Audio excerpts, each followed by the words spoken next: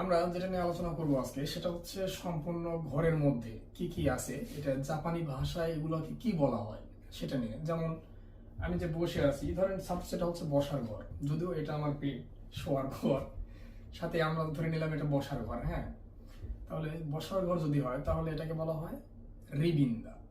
রিবিন্দা বা ইমা, রিবিন্দা বা ইমা মানে হচ্ছে বসার ঘর। আমরা এখন যেটা দেখছি সেটা হচ্ছে মাদো। মাদো মানে জানালা, সম্পূর্ণ জানালাটাকে বলা হয় মাদো। মাদো যে পর্দা থাকে, অর্থাৎ জানালার যে পর্দাটা থাকে সেটাকে বলা হয় আমিদো। কি বলা হয়? আমিদো। আমিদো মানে হচ্ছে জানালার পর্দা। আচ্ছা, জানালার পর্দা তো শিখলাম, তাহলে জানালার কপাটের ব্যাপারটাকে শিখবে। আর এই জানালার কপাটটা হচ্ছে আমাদো। আমাদো মানে জানালার কপাট। আমরা এই দরজার কপাটকেও বলতে পারি আমাদো। এটা হচ্ছে শাটার বলা হয়, শাটার বা ঝাপ যাই বলেন, এটা হচ্ছে আমাদো। এখানে এয়ারকন দেখা যায়। এয়ারকন মানে হচ্ছে এয়ার কুলার বা এসি। হ্যাঁ, আর এইভাবে যদি উপরে চলে যাই লাইট চলে আসে। আচ্ছা, এইদিকে যদি যাই তাহলে এটা হচ্ছে তেনজো।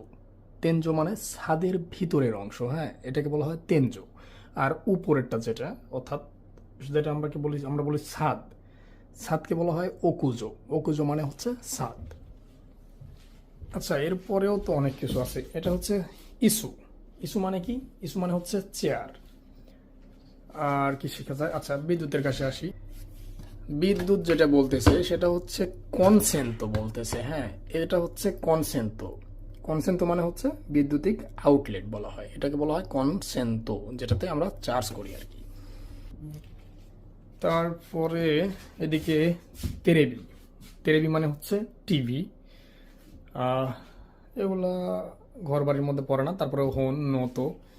এটা হচ্ছে নতো। হ্যাঁ, আমরা এগুলোর মধ্যে অনেকে কম বেশি করি। এটা নতো আর এটা হচ্ছে হোন। ওকে। আছে রামেন, নুডলসকে বলা হয় রামেন, আমরা এটা জানি। কাবান, কাবান মানে হচ্ছে ব্যাগ। আর জাপানিজরা মোবাইলের কেসকে বলা হয় কেসু। কেসু বলে। হ্যাঁ, কেসু মানে হচ্ছে কেস।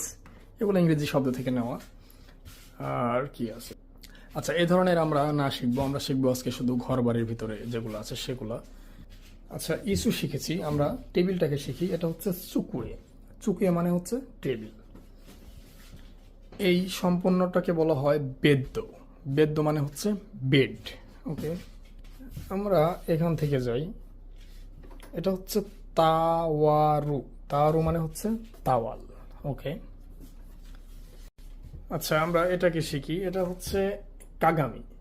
কাগামি মানে হচ্ছে আয়না। এতক্ষণ যাবত হাঁটাহাঁটি করি অথচ এটার নাম জানা হলো না। এটা হচ্ছে ইউকা। ইউকা মানে হচ্ছে ফ্লোর। হ্যাঁ, ফ্লোরকে বলা হয় ইউকা। আচ্ছা, এই ব্যাপারটা একটু অন্যরকম ভাবে বোঝানো দরকার। সেটা হচ্ছে এর মাধ্যমে যেটা হলো সেটা হচ্ছে পর্যাপ্ত আলো ভিতরে প্রবেশ করলো। হ্যাঁ, এটাকে বলা হয় হি আতারি গা ই।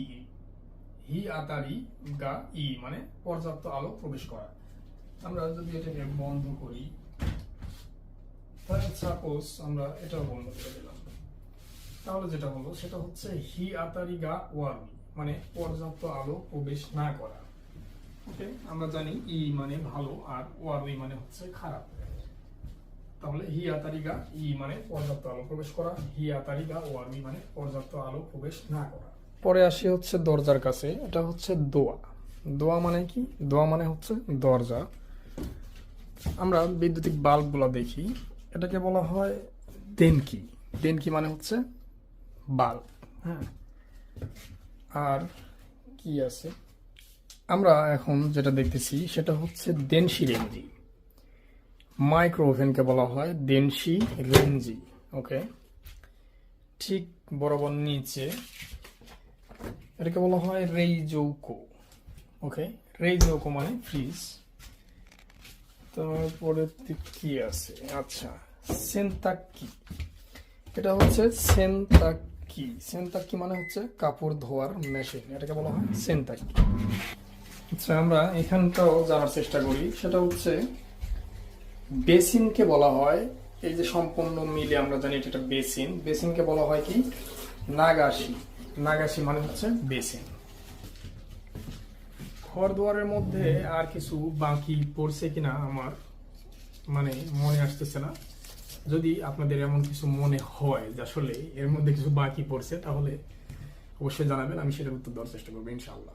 শেষে আমরা সর্বশেষ যেটা সেটা হচ্ছে হেয়া ও আতাতামেমাস, মানে রুম গরম করা। হ্যাঁ, এই যে এয়ারকন চলতেছে অর্থাৎ এসি, এয়ার কন্ডিশনার যেটা আর কি, এটা চলার মাধ্যমে আমরা জানি শীতের সময় রুম গরম করি, গরমের সময় রুম ঠান্ডা করি। তো এই যে রুম গরম করা, এখন শীত জাপানে, শীতের সময় রুম করাকে বলা হয় হেয়া ও আতাতামেমাস, মানে রুম গরম হওয়া। যা মেনে সাথে আরিগাতো গোজাইমাশিতা। আল্লাহ হাফেজ।